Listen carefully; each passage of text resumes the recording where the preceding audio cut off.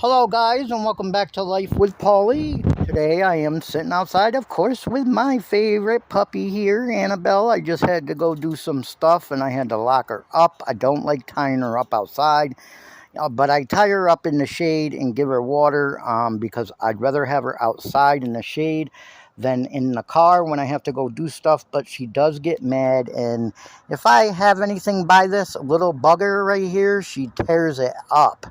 I had some wipes out and things like that, and she tore them all up. I had to clean all that up because she gets very mad when I leave her. Thank God she loves me, right? Anyways, today's going to be a little bit of a different video. I'm sitting outside right now. It is currently July 19th, and I wanted to make this video for people out there that are facing cancer, whether it be a parent facing cancer, a child facing cancer, a friend facing cancer. I want to let everybody know out there that if you are in that kind of situation and you need someone to talk to, you can always comment on my videos, and I will even put an email address in this video so you can contact me personally if you would like to talk and you need to talk to someone about your cancer journey. I watch a lot of YouTubers, and that's why I'm making this video. I watch a YouTuber, and his wife has stage 4 lung cancer. She is on oxygen. She gets a lot of fluid in her lungs. They have a couple kids. I watch another one. Her name is Sarah. She has cancer. And she basically right now is through hospice and basically is on her deathbed.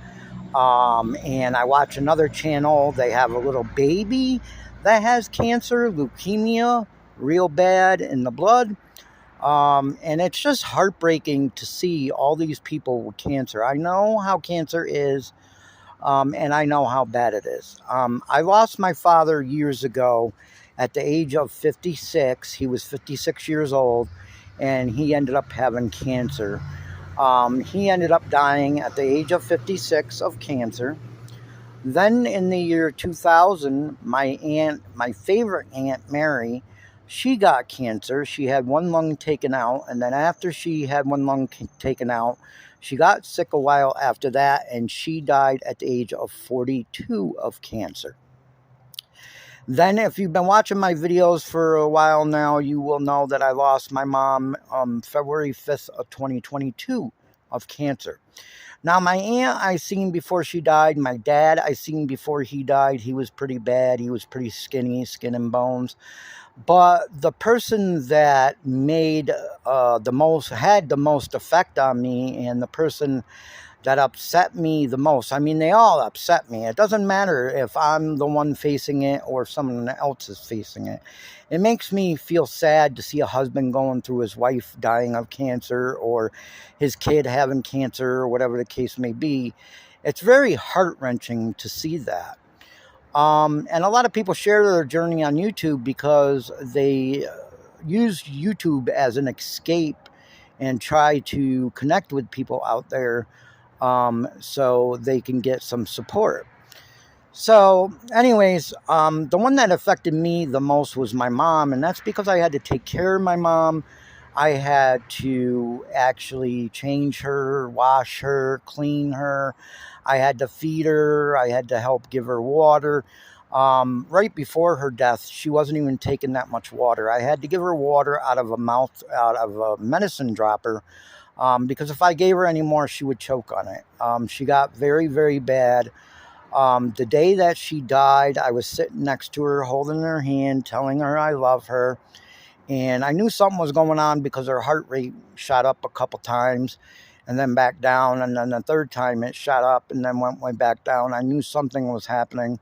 I ended up getting up out of my chair, turning around for a second to go to the dining room. And then by the time I turned back around, just to check on her, she was gone already. So she waited until I turned and she took her last breath when I wasn't watching her. And that was very hard on me. To see your mom being put in a body bag and taken out of your house is very heart-wrenching. And she was so bad when she died because she wouldn't eat. Like I said, I was giving her water out of a medicine dropper. She had no flesh underneath her skin left at all. Her neck was sunken in. Her stomach was sunken in. I mean, she had no flesh at all. She was all skin and bones. And that's something terrible that people have to go through. And I know a lot of people out there, they have hospice that helps them. And there's a lot of great hospice people out there. I'm not going to say that they're all bad, but the hospice people that I went through, they were bad. I didn't get no support from them at all. I didn't even get no support after my mom had died. And that really pissed me off. Of course, hospice, they moved right away. When my mom needed a hospital bed, I said, I need a hospital bed for my mom and whatever. They moved quickly. I had it right that day when I called hospice. They bring a new hospital bed, everything right that day.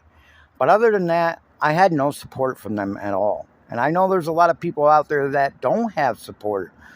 And I feel bad for those people. So if you would like to talk to someone that has been through this many a times, I will leave my email address in this video.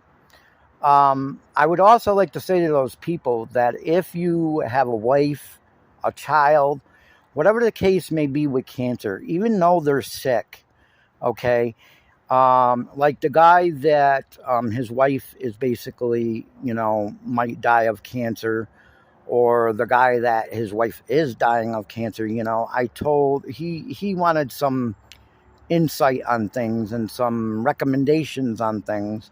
He had just made a video and I commented on this video and I said, even if your wife has to be in a wheelchair, as long as she's feeling up to it and being in the wheelchair, your best bet is to spend time with your children, because she's got her husband and she's got 2 children. I said, go to a museum, go to a zoo, go out to dinner, whatever you could do with you, your wife, and your children. Do it now. Spend as much time as you can with that person. Of course, when they get so bad to where they're in bed, where my mom was, she couldn't even move her legs anymore. Of course, I understand you can't do much then. But be there with them and support them through that. But while they could still be put in a wheelchair or go out to eat or go to the zoo or whatever the case may be, I would say spend as much time as you can with that person. Now, when my mom first got cancer, the doctor told her she would only have 6 months without treatment. She didn't want treatment because she seen what my aunt went through. But I begged her to get treatment, and she lasted 6 years, and she did very well with the treatment. Never lost her hair, never got sick. Got tired once in a while, but that was it. But I spent the best 6 years of my life with my mom. I took her to the casino. I took her out to eat. We went out to eat with my kids, which are her grandkids. We did a lot together. I gave her the best 6 years of her life before she got so bad that she couldn't do anything anymore, and I had to take care of her up until her last breath. But I know there's a lot of people facing this out there. And I just want to say you're not alone. There's a lot of people out there facing it. And cancer is an ugly, ugly disease. It doesn't matter if a father, a mother, grandmother, grandfather, child has cancer. It is an ugly disease and it is terrible. I get even more emotional over kids having it, because they're little kids and they have to go through all this stuff. And it's very sad to see and very sad to go through. So if you're going through something like that, you can comment down below if you would like somebody to talk to. I will definitely put my email address in this video if you need to reach out to someone and talk to someone, because I've been through it. I'm not going to say that I'm still not emotional over my mom dying, my dad dying, my aunt dying of cancer, because I am. It takes a toll on you, and it's a thing that you never forget. I will never forget my mom being put in that body bag. And it's a very sad situation to be in. So if you need someone to talk to, all I got to say is contact my email down below, and I will talk to you the best way I can. Even if we have to exchange numbers or you want my number, contact my email below and I can talk to you and try to help you through it as much as I can. Like I said, hospice wasn't that good for me. I did it myself and I had to help myself through it. It was a very hard process to go through, and it's a very hard process to go through alone. Just know there are people out there that you can reach out to and that you can get support from. So that's all this video I wanted to say. Thank you to all my new subscribers. Thank you to all my old subscribers. And I hope that you all have a wonderful day. Remember, there is support out there for you if you're going through something like this.